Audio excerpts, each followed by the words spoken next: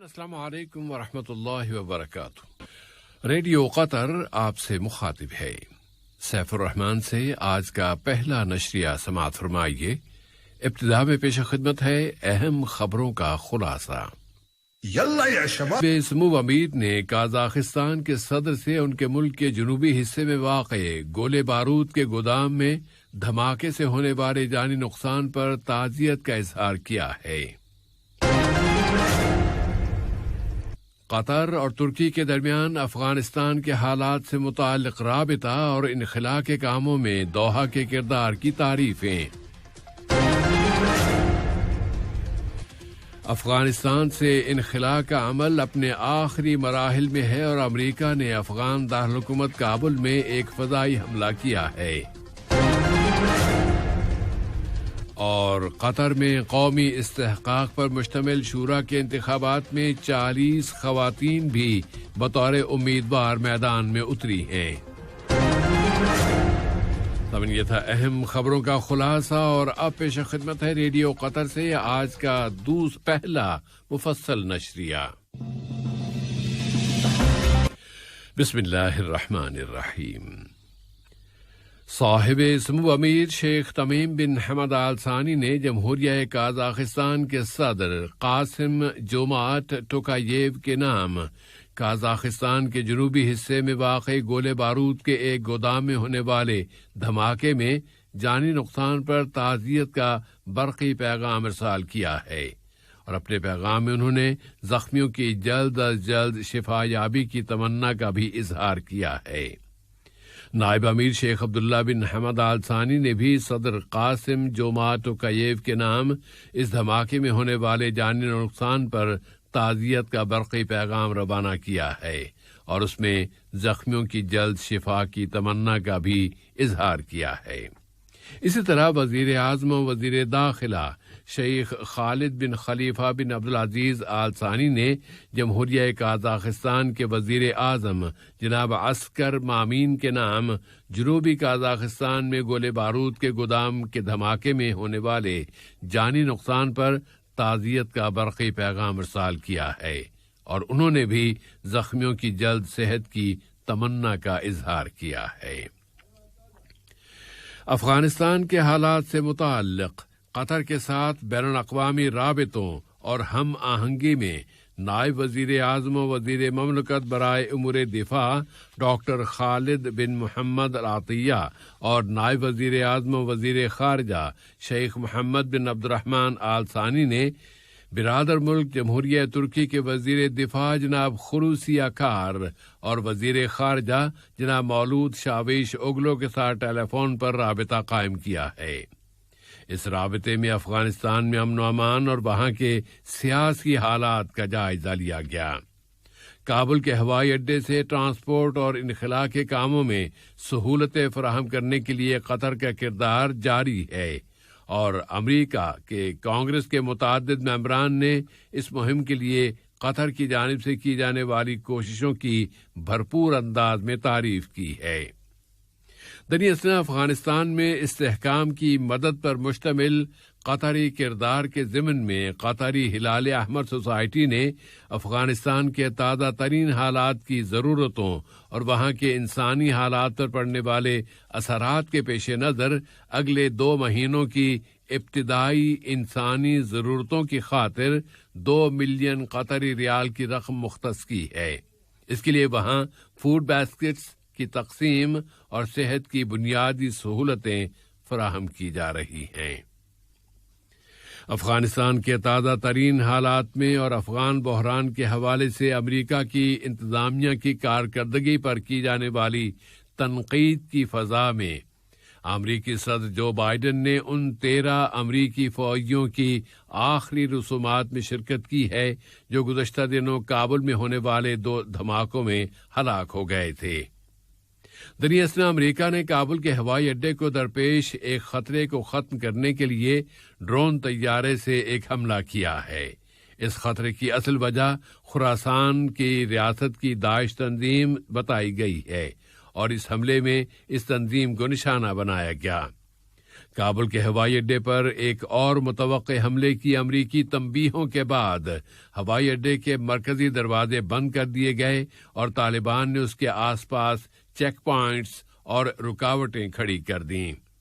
افغانستان پر طالبان کے کنٹرول کے بعد اپنی نوعیت کے پہلے واقعے میں افغانستان کے اندر سے پاکستان کی سرحد پر چیک پوسٹ پر کی جانے والی فائرنگ میں پاکستان کے 2 فوجی جاں بحق ہو گئے ہیں۔ افغانستان سے امریکی انخلا کی تکمیل سے چند گھنٹے پہلے اور افغان دارالحکومت سے انخلاقی کارروائیوں میں اب امریکی سفارتکاروں نے بھی کابل سے روانہ ہونا شروع کر دیا ہے۔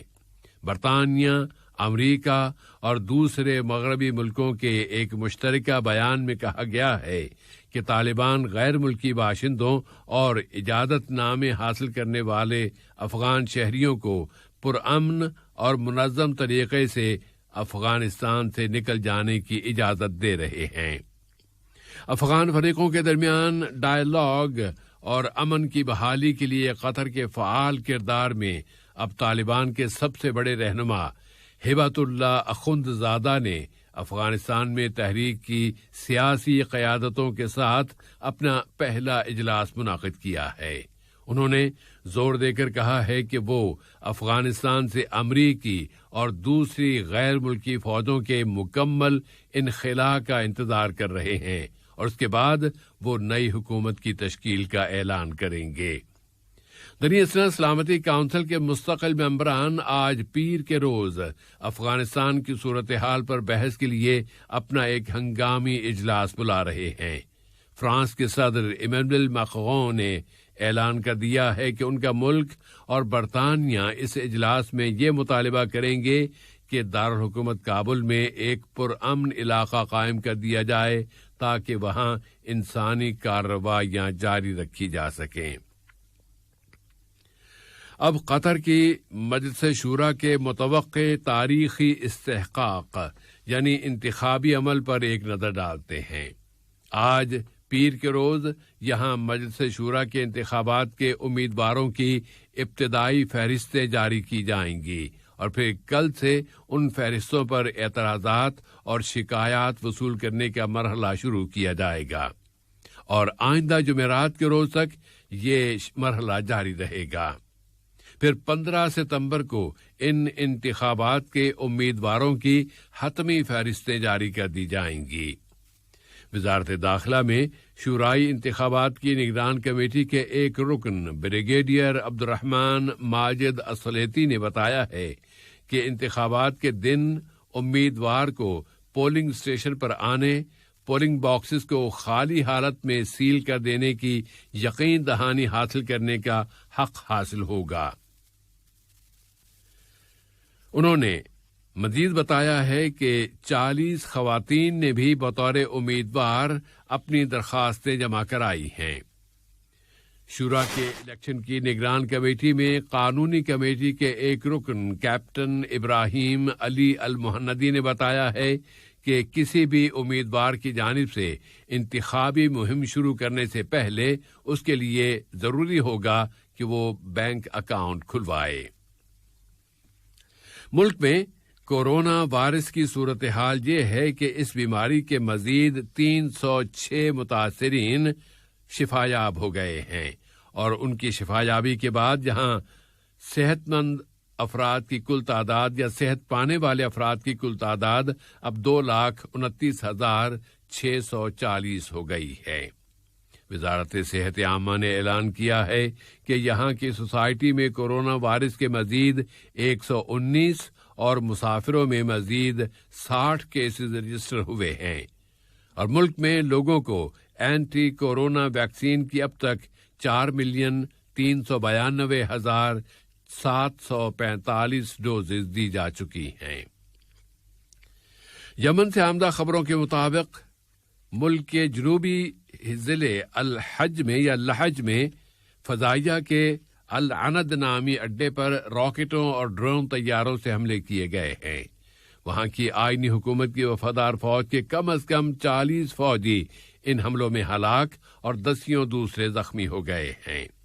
یمنی صدر عبد ربو منصور ہادی نے اس حملے کے بعد حوثی تنظیم کو متنبع کرتے ہوئے کہا ہے کہ اسے بھاری قیمت چکانا پڑے گی اور یمنیوں کے حوالے سے اس کے ہر ایک جرم پر اس کا محاسبہ کیا جائے گا۔ شام میں وہاں کی سرکاری فوجوں نے شہر درعا میں حزب اختلاف کے مسلح اشخاص کی آخری پاکٹ پر بمباری کی ہے، جس میں کم از کم 6 اشخاص قتل ہو گئے ہیں۔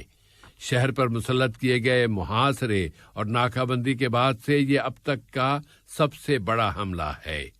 اسی شہر درعا سے شامی انتظامیہ کے خلاف انتفاضے کا آغاز ہوا تھا، اور امریکہ میں آنے والا ایدا نامی سمندری طوفان ریاست لوئیزانا کے ساحلوں کے ساتھ ٹکرا چکا ہے۔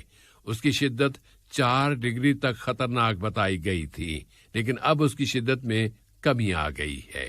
صدر جو بائیڈن نے بڑے پیمانے پر تباہی کی تنبیہ کی ہے اور کہا ہے کہ یہ طوفان اگلے کئی ہفتوں تک انسانی آبادی کے لیے خطرہ بنا رہ سکتا ہے۔